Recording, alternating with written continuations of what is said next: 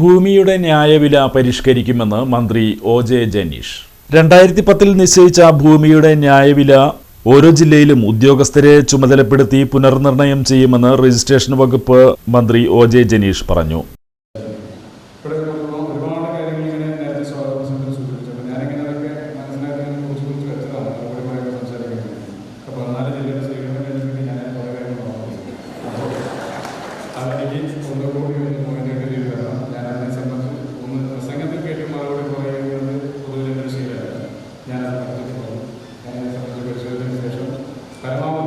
നിങ്ങൾക്ക് പോസിറ്റീവാകുന്ന രീതിയിൽ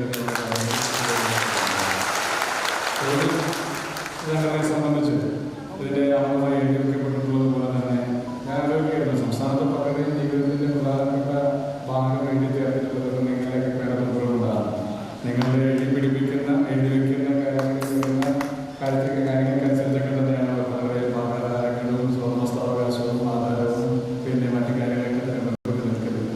തെറ്റ് തിരുത്തലാണ് കുറച്ച് എഴുതാറുണ്ടെന്ന് ഞാൻ അധികം എഴുതുന്ന സാഹചര്യം ഉണ്ടാകട്ടെ. പക്ഷെ എന്തിനായാലും ഇതൊരു വലിയ ശൃംഖലയാണ്, വലിയ മേഖലയാണ്. രജിസ്ട്രേഷൻ വകുപ്പ് സംസ്ഥാനത്തെ ഗവൺമെന്റിന് വരുമാനം ഉണ്ടാക്കി കൊടുക്കുന്ന 4ാമത്തെ വകുപ്പുകളാണ്. കഴിഞ്ഞ വർഷം മാത്രം 6000 കോടി രൂപയുടെ വരുമാനം ഈ വകുപ്പിന്റെ ഭാഗമായിട്ടുണ്ട്.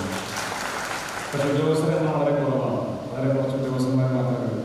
പക്ഷെ ഉദ്യോഗസ്ഥന്മാരെക്കാൾ കൂടുതലുള്ളത് അവരെക്കാൾ പക്ഷേ കൂടുതലായി ഈ വകുപ്പിനെ സമാധാനത്തിന് സാധ്യമാകുന്നുണ്ട് തന്നെ.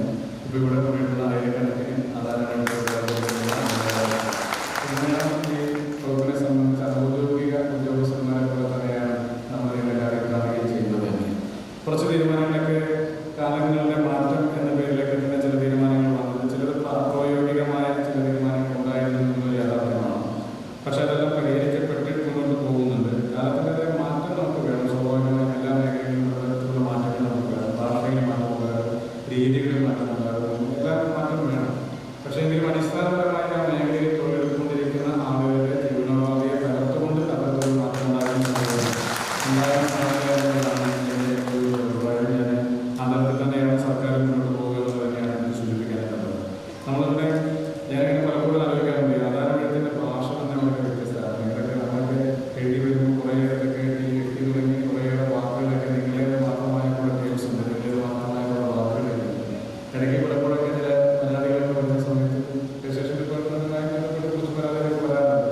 അപ്പോൾ അതിൻ്റെ പരാതിയുടെ അടിസ്ഥാനം വായിച്ചു നോക്കുമ്പോൾ ഏതെങ്കിലും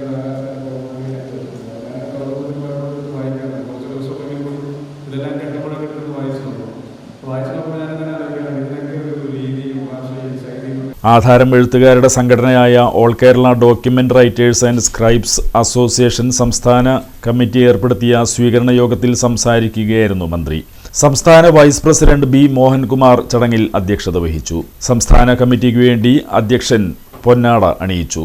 സംസ്ഥാന ജനറൽ സെക്രട്ടറി ആമുഖ പ്രഭാഷണം നടത്തി. നഗരസഭാ chairperson honey Peethambaran, ward councillor Chaitanya Biju, സംസ്ഥാന ട്രഷറർ CP അശോകൻ, സംസ്ഥാന ഉപദേശക സമിതി ചെയർമാൻ OM ദിനകരൻ തുടങ്ങിയവർ സംസാരിച്ചു.